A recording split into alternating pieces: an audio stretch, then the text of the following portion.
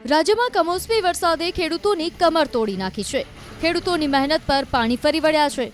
ખેડૂત ખુશ થાય તેમાં જાણે કુદરત પણ રાજી ન હોય તેવી સ્થિતિ સર્જાઈ છે અને જેના કારણે રાજ્યના અનેક વિસ્તારમાં ખેડૂતોએ જીવન ટૂંકાવ્યા હોવાના પણ બનાવો સામે આવ્યા હતા।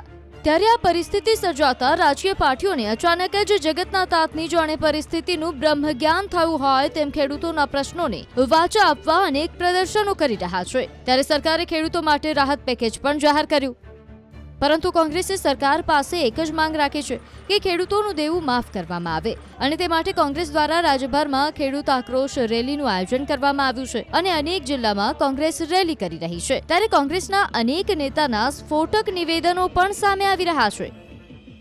આજે આ ખેડૂત આક્રોશ રેલીમાં અમે ખેડૂતોની સાથે ઊભા રહી ફરીથી સરકારને ચેતવણી આપીએ છીએ, દેવા નાબૂદીનું કામ કરે, નહીં તો આવનારા સમયમાં ગુજરાતના ખેડૂતો ભારતીય જનતા પાર્ટીને જડબાતોડ જવાબ આપશે।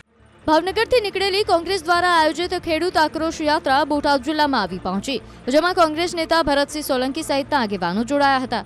યાત્રા બોટાદ શહેર ખાતે પહોંચતા યાત્રાનું સ્વાગત કરાયું। મોટી સંખ્યામાં ખેડૂતો અને કોંગ્રેસના નેતાઓ ટ્રેક્ટર સાથે જોડાયા હતા। સરકાર દ્વારા જાહેર કરાયેલ રાહત પેકેજ યોગ્ય ન હોવાની વાત સાથે દેશભક્તિના ગીતો સાથે યાત્રા યોજાઈ હતી, જે યાત્રા ઢસા ખાતેથી નીકળી બોટાદ પહોંચી। આ યાત્રાનું ગઢડા સહિત અનેક જગ્યાએ સ્વાગત કરાયું તો બોટાદ શહેર ખાતે જિલ્લા કોંગ્રેસ કાર્યાલય ખાતે આ યાત્રાનું સ્વાગત સન્માન કરાયું હતું।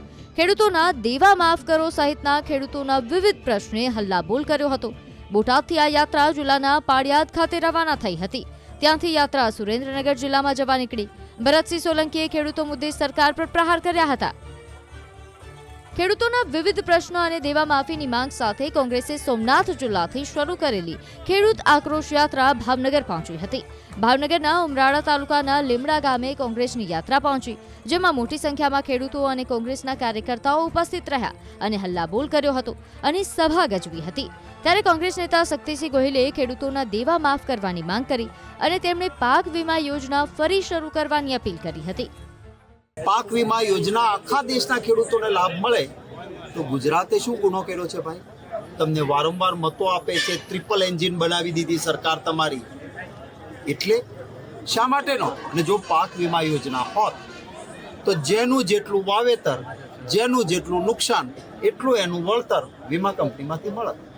ખેડૂત અત્યારે ખૂબ મુશ્કેલીમાં છે, પૂરતી ઉદાર હાથે સહાય મળે એ માટેની અમારી માંગણી છે। જેનું જેટલું વાવેતર એને એટલું વળતર, આ અમારી મુખ્ય માંગ।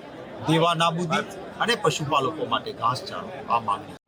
ગુજરાતમાં કમોસમી વરસાદના કહેરથી પાક નિષ્ફળ જવાથી કંટાળેલા ખેડૂતોની પીડાને વાચો આપવા માટે કોંગ્રેસ દ્વારા ગીર સોમનાથના વેરાવળ સોમનાથથી ખેડૂત આક્રોશ યાત્રાનો પ્રારંભ કરવામાં આવ્યો છે, જેનું દ્વારકામાં સમાપન થવાનું છે।